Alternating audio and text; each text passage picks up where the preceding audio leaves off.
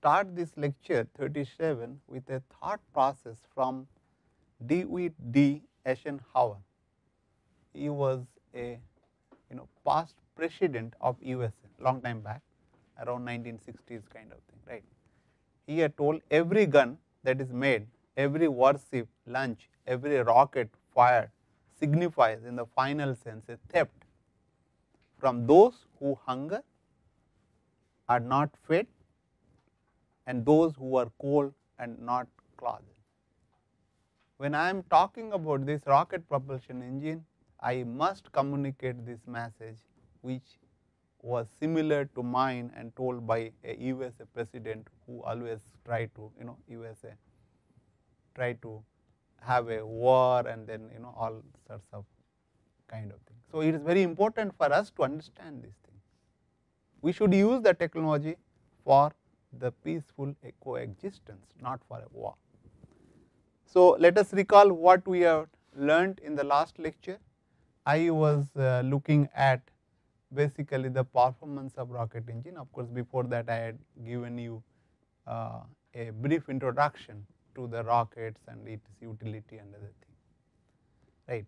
And when we discuss the performance of rocket engines, we basically made some assumptions. Those are ideal assumptions, but however, it can be useful for the real analysis as well, because we have seen that it is not very different than that. What is that? That we talked about thrust coefficient, right, and we had derived an expression for thrust coefficient, right. So, we will go on discussing that, and by knowing the thrust coefficient, we can also find out the thrust or vice versa, right. So, if you look at the thrust is basically thrust is PT2, that is nothing but your chamber pressure, into AT. AT is the throat area of the nozzle, right, and keep in mind that I will be using A star, and AT A star for me it is same for the time being, and CT is your nothing but your thrust coefficient. If I know the thrust coefficient and I know the chamber pressure, I know the throat diameter, I can find out thrust, or other way around, right. That means, if I could evaluate the thrust, right, maybe static thrust in a laboratory, and then I know the chamber pressure, I know the throat area, I can get the thrust coefficient experimentally. But what we have derived an expression that is meant for an ideal case, right. This expression CT, which is basically derived for an ideal case, ideal in the sense making ideal assumptions like not losses and other things we have not considered, right. And if you look at this expression which I have shown here, it is basically a function of gamma, it is a function of PE exit pressure and also the chamber pressure. We always talk in terms of ratios, right, and other one is your atmospheric pressure and the chamber pressure PT2. Chamber means basically combustion chamber of the rocket engine, right, and a area ratio AE by A star, or I can say AE by AT, right. And keep in mind that when this PE, if it is goes on decreasing, that means PE will be reducing, goes on decreasing, what will happen? This term, right, will be coming closer to the PA, right, it may happen. And what happens to this term for the same chamber pressure? PE is decreasing, this term will be smaller, right. If I take gamma is something 1.2, right, and it is point like 1.2, 0.2, that is basically 5 times into 1.2, this will be coming around 1 by 6. So, the 6 times into then this is a very very small number, yes or no. That means this thrust is reducing, but this became a bigger quantities, right, because 1 minus this, right, if it is 1 minus that, and it will be thinking that it will be going towards 1 basically 0.99 or something 98 as the PE goes on decreasing. So, maximum thrust can be obtained basically if you look at when the nozzle is fully expanded. This is another way of looking at it, like means if PE is equal to PA, right, this term will be 0, right, and then the thrust coefficient will be basically that is root over 2 by gamma plus 1, gamma power to the gamma plus 1 divided by gamma minus 1 and into 2 gamma square divided by gamma minus 1 in the bracket 1 minus p by pt power to the gamma divided by gamma minus 1, right, and that is the maximum thrust one can think of.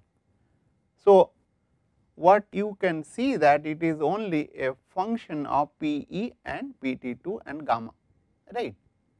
Now, if PE is, as I told, PE is goes on decreasing, what will be happening?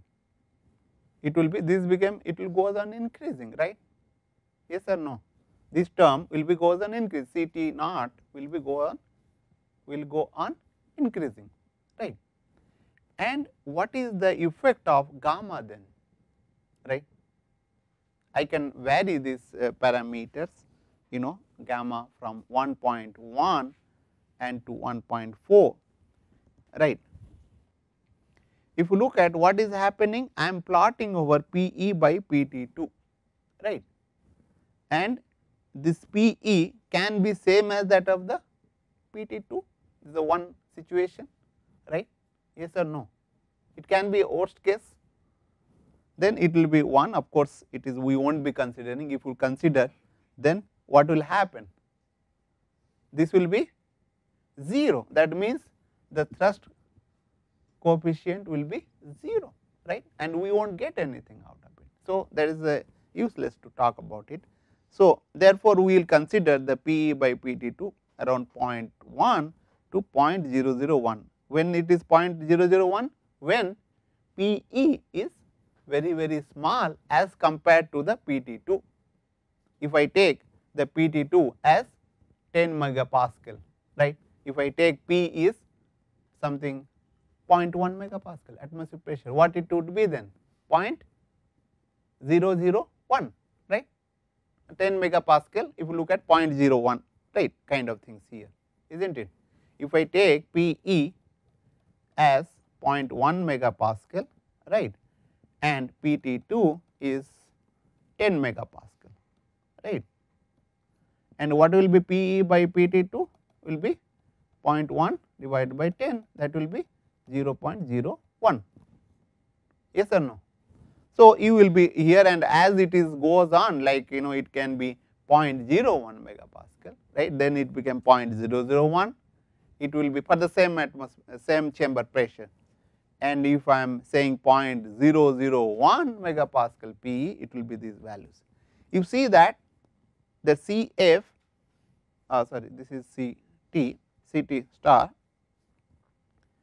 right, and CT naught, and it is basically what you call decreases with increase in PE by PT2, right, that is one, right, and it is the gamma effect is very predominant in the whenever the pressure is low, that means exit pressure is very low as compared to the chamber pressure.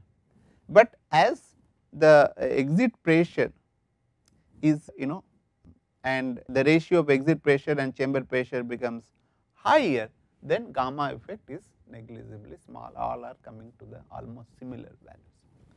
Now, you can look at a situation where this PE becomes 0. So, if it is 0, this term will be 0, right. So, we will get a maximum thrust coefficient, and when it is nozzle will fully expanded, right, that is the condition we are talking about. No, PE is 0, like you go to the vacuum, right, where PE is equal to PA, right, the vacuum is, right, PE is equal to PA, vacuum condition in the deep sea. I mean, it cannot be 0, but you can assume it is tending towards 0 or something like that. Okay. So, then you will get an expression that is C T max is only function of gamma, nothing else. It is only C T max is a function of gamma. That means we always go for a smaller values of gamma, right, so that you can have a higher C T max kind of thing, right.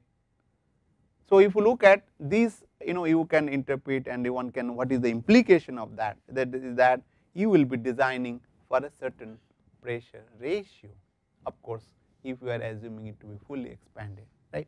And what we will do now, we look at this expression, the generalized expression for the thrust, which is having no what you call condition being placed, in the sense the actual what you call thrust without any simplifications, right, and look at vary this parameter. What are the things will be varying? We will be varying A e by A star, and we will be varying P e by P t, and we will be varying P a by P t 2, and we are taking gamma as a constant, that is 1.2, right. If you look at this is being plotted C t versus the A e by A star, right. A by A star is your area ratio, that is exit area by the throat area, right. And keep in mind that this is being logarithm, like it is from 1 to 100 kind of things, right.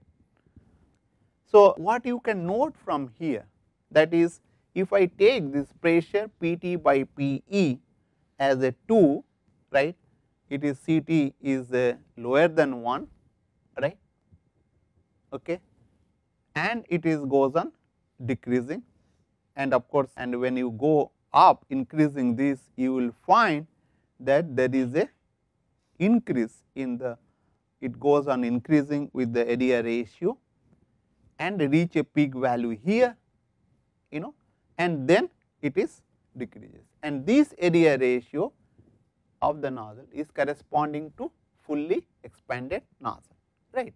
That is the optimum thrust or the maximum thrust you are getting with respect to P is equal to P a. When exit pressure is equal to P a, you will get fully expanded. So, therefore, you will get a maximum.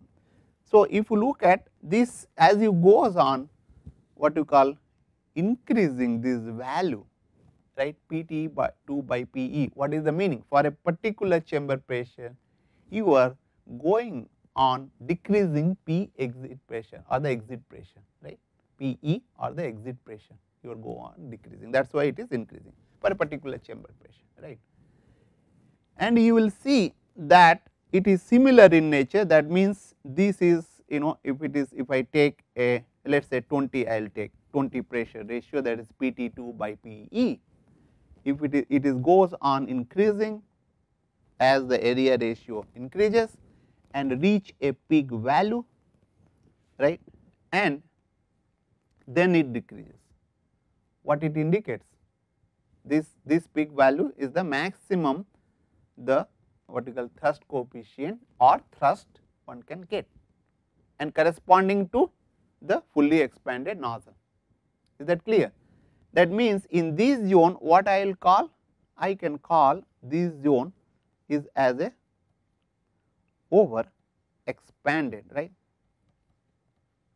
And what about this portion? If I take this portion from here, this portion here onwards, this will be under expanded nozzle, right. Okay. Now, and one is fully expanded, you will get the peak value, both the side the thrust coefficient is decreasing. Now, which one will choose, right, which one will be more better, because if I assume that I am, when I am designing, let us say I am talking about, let us say I will take for the 10, like I am having same here and there is another here same, right. I am having same C t value, that is 1.2 if I take these values, right. One is, this side is over expanded, this is under expanded, right. Which one I will choose? Area ratio, and why? It is a very simple logic, I will talk about it, right. Because in this case, if I choose this area ratio, if I choose this under expanded area ratio, so the under expanded case for the same thrust coefficient of 1.2 for the pressure ratio of P E by PT2, right, of 10. So, you will get that area ratio will be around maybe 1.4 kind of, because this is 1.5, right, this is 2, right. So, this will be 1.5, but if I take here it is around 4, that means I am having a bigger nozzle. A E by A star is 4, in one case it is 1.4, right, this will be around 1.4. So, if you look at for the same thrust coefficient I am getting, that means the same thrust level I will be getting for the same chamber pressure, right, is not it, same throat area. Are you getting a point? So, therefore, here I will be using a smaller smaller nozzle, divergent portion will be much smaller. So, my weight will be reduced and my cost will be reduced, right, and payload I can carry more for the same engine, same kind of thrust level. So, therefore, it is advisable to go for a under expanded nozzle than that of the over expanded, right, and from that point of view, but there might be several other points. If I look at the other way around, can I not go beyond this? For example, if I am talking about this, can I not go over like this? Yes or no, right? That is one question I would like to ask. Let us look at what we are observing here. That means, if I go on this increasing this PT2 chamber pressure by exit pressure ratio, you will find that it is again increasing and hitting a peak values and then decreasing, and of course, it goes to a whenever it become a maximum value we will get of CT, that is 2.246 when PT2 by PE is equal to infinity. That means, the PE is 0, right, exit pressure is 0, or as you told, like it will be occur when it is in a vacuum condition, of course, if it is fully expanded, right, otherwise you can have expansion which is very, very low, right. So, and if I will that is and you will see that there is a value of 33.3, beyond that there is not really much value you are increasing, because this is increasing and then it is almost this maximum value is almost becoming like that. So, you are not really gaining more, except that you are, as I am going for higher pressure ratios, then my nozzle size, if you look at it, is become 40, 100, kind of things is very, very big. If I want to even operate at a maximum value, so it is a very big. So, you are not really gaining much beyond the pressure ratio of 33.3, generally people restrict to that, right. So, and if you look at, if I join these peak values, and this line is known as line of the optimum thrust coefficient, that means it is basically maximum thrust coefficient, or the thrust coefficient corresponding to the maximum thrust, right. And there is a limit, because if you use this line beyond this, as I told, then there will be also the flow will be separated. Now, why flow will separate? What is the reason? Because if it is over expanded, then what will happen? Let us look at it.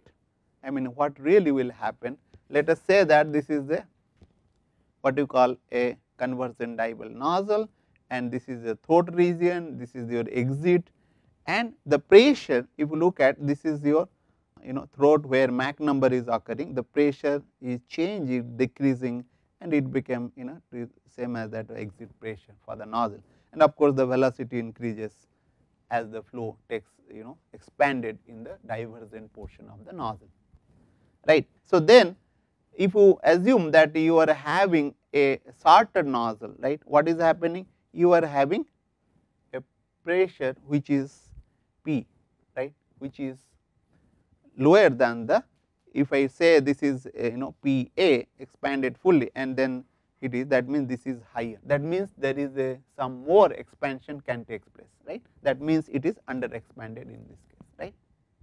But if you consider that there is another case where it is not P e is not equal to this thing, but rather it is P a, right. That means it is expanded beyond this pressure, and then the P e is basically, right, is a smaller than P a, and if it is smaller, then what will happen? There will be formation of shock, and particularly this shock can be formed, it can be oblique shock, it can be at a when it is very closer to that, there will be what you call the shock will be formed at the exit. But if it is P e is less than P a, and then shock the what you call, or it little bit this thing, then the flow separation will take place. That means if this is occurring, if P e is and P a ratio is less than 0.3, right, kind of things, then naturally the shock, the boundary layer will be separated, because the adverse pressure gradient, right. So then when it is separated, then what will happen? Losses will incur, and then one cannot really operate under this condition. So therefore it is being like this line is being considered that where there is be flow is likely to separate, right. Of course it may differ if when you are using various kinds of other nozzle like plug nozzles, and then bell nozzles, and the conical nozzle, generally conical and bell nozzle is being used, kind of thing. So this you should keep in mind, and therefore whenever you are designing, you will be restricting your operation, and generally preferable that. Let us summarize what we have learned from this, that more desirable to run a rocket engine under expanded condition, that is left to the optimum values what we had seen, rather than the over expanded, because of area penalty, and also it will lead to the flow separations, right, due to the formation of shock, and there will be losses also due to the formation of shock. So therefore, and use a shorter nozzle with reduced weight and size, that I have already emphasized, because and increasing the pressure ratio improves the performance, but improvement diminishes above 33.3, right. We are not really, because we are go on increasing the area ratio, that means weight and size, but we are not getting that much of gain in the thrust coefficient or the thrust level. So therefore that has to be restricted, and large nozzle exit area required at a high pressure ratios, implication for the space application, because we cannot avoid, suppose we want to send some deep space, then naturally I will have to expand, otherwise it will be not nice, it will be like not giving you the desired thrust what you need. So that has to be kept in mind. Now if you look at whatever we have looked at the thrust coefficient, keep in mind that it is talking about the performance of the nozzle, it is not function of the temperature, right, of the combustion chamber, it is a function of what? Pressure, area ratio, gamma, exit pressure, ambient pressure, all those things, right. That means this parameter is talking about only the performance of the nozzle, but we need to understand how well the combustion is taking place. For that we need to define a parameter, right. And let us define another parameter. What we will be using is characteristics velocity, that is basically C star is equal to PT2 A star divided by m dot P, that is the mass flow rate of propellant through the nozzle, right, that is the amount of mass flow rate. And you keep in mind that we always talk about condition known as choked condition, that means the rocket nozzle is all the time or most of the time is choked. So we will be using the term that choked mass flow rate, we know, we have already derived this thing, is m dot is equal to PT2 A star root over RTT2, and of course in the numerator root over gamma, then multiplied by 2 by gamma plus 1 power to the gamma plus 1 divided by 2 gamma minus 1. This we have already derived and discussed several times, right. If I just substitute over here in this equation, here what I will get? You will look at that PT2 by A star will cancel it out, right. So, what you will get is the this C star is basically in terms of gamma, that is 1 over gamma in the bracket gamma plus 1 divided by 2 power to the gamma plus 1 divided by gamma minus 1 Tt2, and Ru is the universal gas constant, m is the molecular weight of the gas which will be expanded in the nozzle, right. And keep in mind that gamma is changing when it is going through the nozzle, but we are assuming it to be constant, okay, but because that value is not really much changing, right. And what it indicates, this characteristics velocity and how it is functionally. If you look at this expression of equation 17, you can see that C star is a function of the chamber temperature, that is Tt2, and the molecular weight of the gas and also the gamma. These are the functions. But what it indicates? It indicates the capability of the combustion chamber that can produce certain pressure, like if you go to the basic definition, chamber pressure per the mass flow rate, for a certain fixed value of mass flow rate of propellant per unit cross sectional area of throat, right. For that, how much pressure it can produce, that it indicates, that is the capability which is indicates. But it is basically independent of, if you look at beauty of this, is independent of the pressure, chamber pressure, although it is definition it is there, but if I look at this expression equation 17, it is independent of pressure, it is dependent on temperature. When you talk about temperature, it is basically how good is combustion is, it, in other words, you can use this parameter as a performance parameter indicating how good the combustion is, right. So, and as I told, C star is a function of basically gamma, Tt2 and molecular weight, and if you look at, if I want to have high C star, whether I want to have high C star or I want to have low C star or the characteristic velocity, what I want. How can I say that now, right? Now, what do we need? We need to have higher ISP, we need to have higher thrust, these are the requirements. So, therefore, we need to look at those things, whether we can relate this C star and thrust coefficient, or the characteristic velocity or the thrust coefficient to the thrust or not, or the ISP or not, then only we can talk about, isn't it? But if I want to have C star to be higher, naturally I should have a higher combustion chamber, that is combustion chamber temperature, that is Tt2, and lower molecular weight, because molecular weight, that means lighter propellant I should be using, and of course the gamma even can have a lower values, so that you can have a higher this thing. So, from the combining the definition of thrust coefficient and equation 17, I can have Ct is equal to Pt by P2 A star, then thrust is basically Ct Pt2 A star, right. This from the basic definition, that means thrust is basically thrust coefficient multiplied by chamber pressure, that is Pt2, and A star is the throat area. But if you look at definition of characteristic velocity and substitute this value for Pt2 by A star, we will get basically thrust is equal to m dot p, that is the propellant mass flow rate, C star and Ct.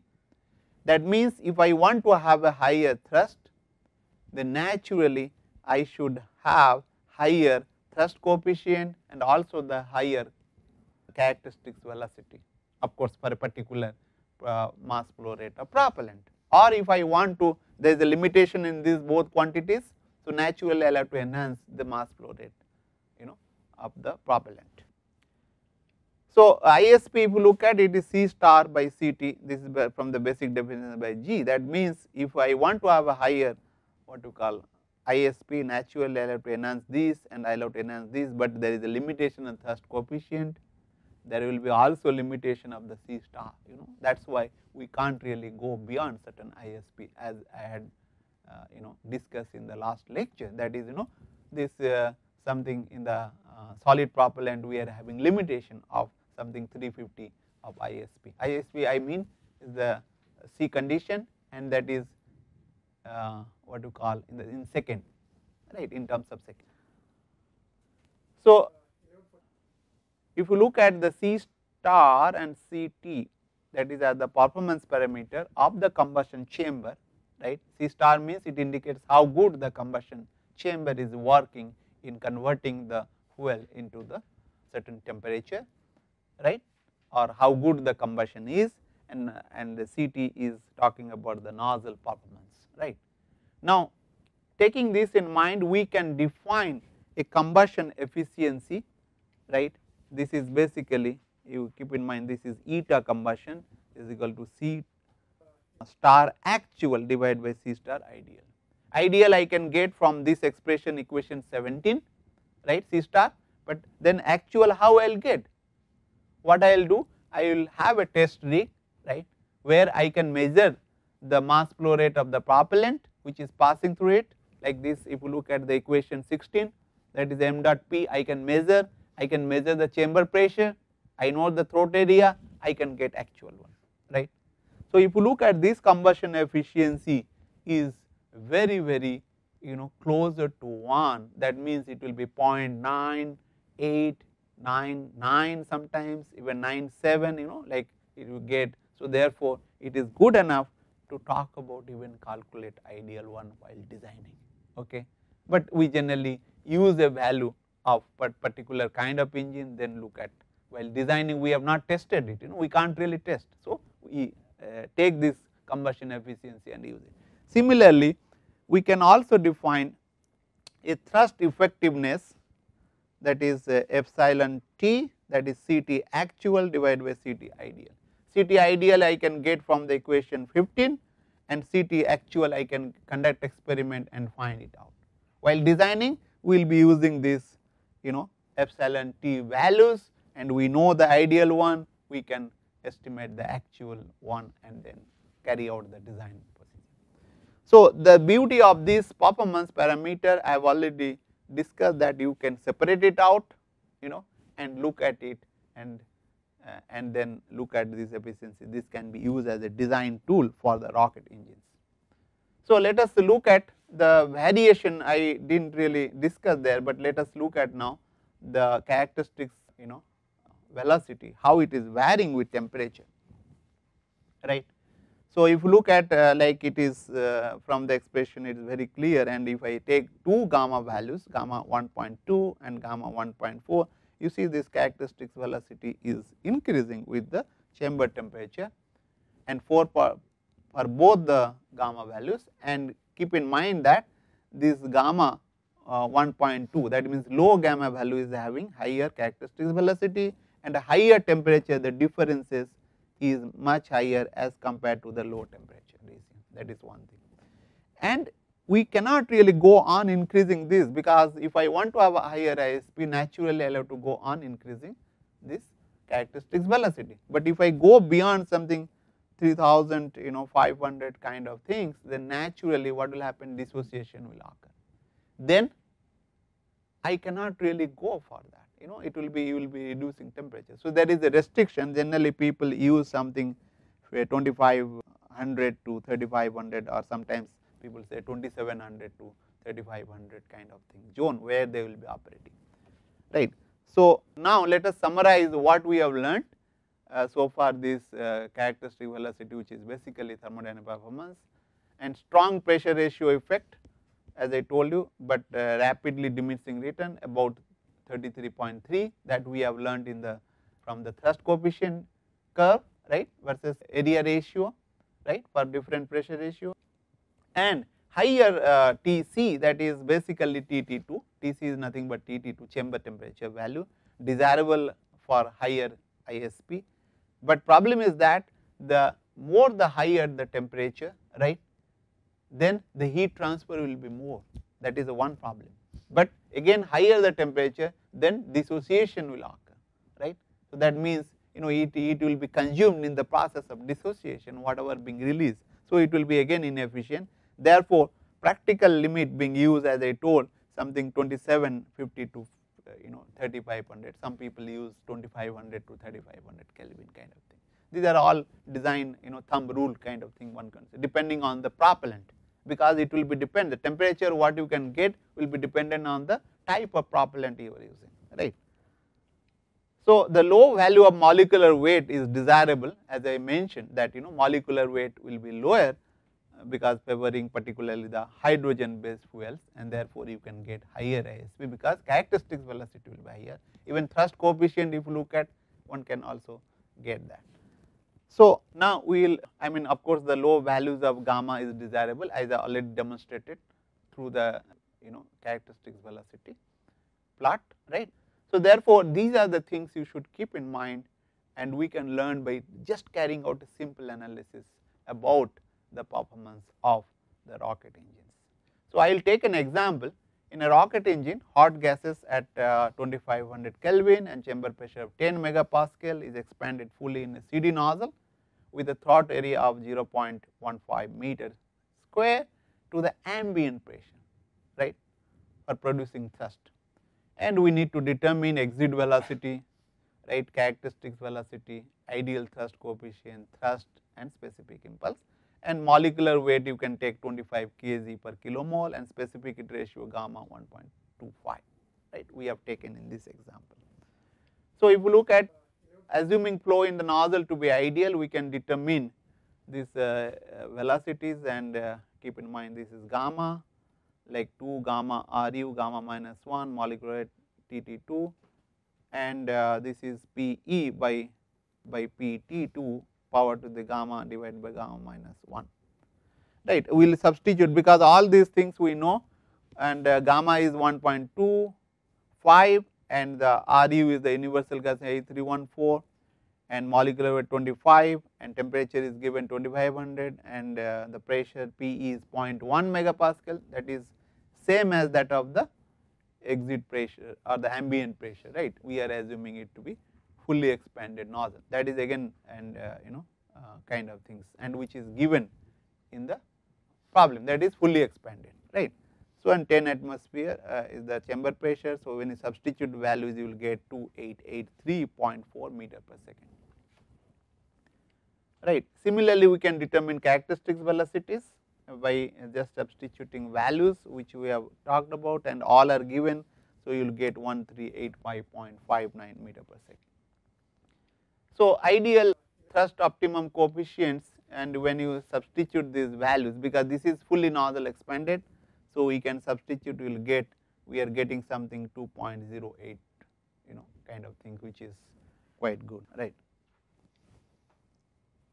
And the specific impulse can be determined as C star and CT, right, this G, and you will get there will be, and you will get 293.85 second you are getting, right, which is solid propellant kind of engines you can think of.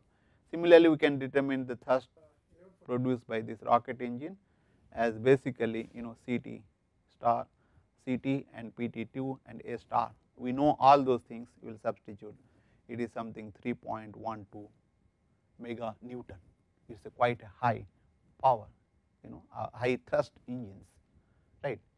So, we will with this we will stop over and we will continue.